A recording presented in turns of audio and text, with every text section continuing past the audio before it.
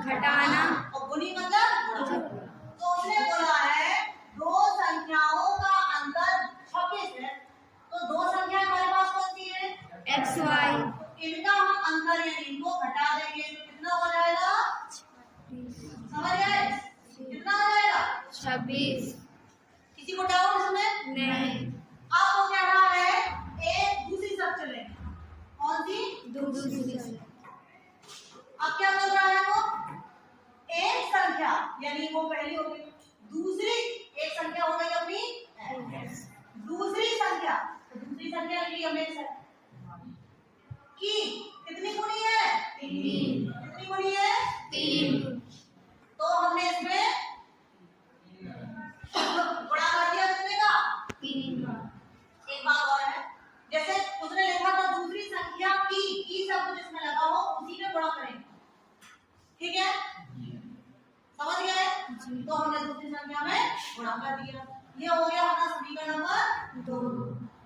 ठीक, अब अपन इसको बहुत सारे तरीकों से सॉल्व कर सकते हैं, या तो प्रतिस्थापन से, या लोगन से, या मान रख के। तो अपन कैसे करेंगे? समीकरण 1 लिखेंगे। क्या लिखेंगे?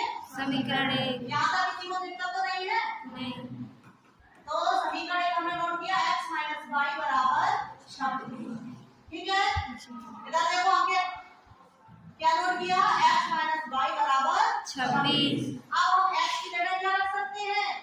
x। क्या रख सकते हैं इसकी जगह? x का मान। क्यों रख सकते हैं? क्योंकि वो उसने शर्त के अनुसार है 3y। x का मान कितना है? 3y माइनस y बराबर 26। 3y में से एक y चली जाती है तो कितनी y बचेगी? 2y। 2y थोड़ा तेज बोलो ना, कितनी बचेगी? 2y। y बराबर 26 बटे में क्या बच गया? 2। 26 में 2 का भाग लगाएंगे तो कितना आएगा? 13। तो y का मान कितना हो गया? 13। 13। अब समीकरण 2 में जाएंगे, किसमें? 2 में। समीकरण 2 में x बराबर क्या था? क्या था?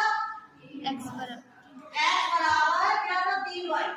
3 y का मान कितना है? 13। x बराबर 13 दिया 39। ये हो गई तुम्हारी दोनों संख्याएं, ये x का मान और ये y का मान। अब मान लो पेपर में मेरे को लग रहा है कि मेरा सवाल कहीं मिस्टेक कर रहा है, तो इसका जांचने का एक तरीका भी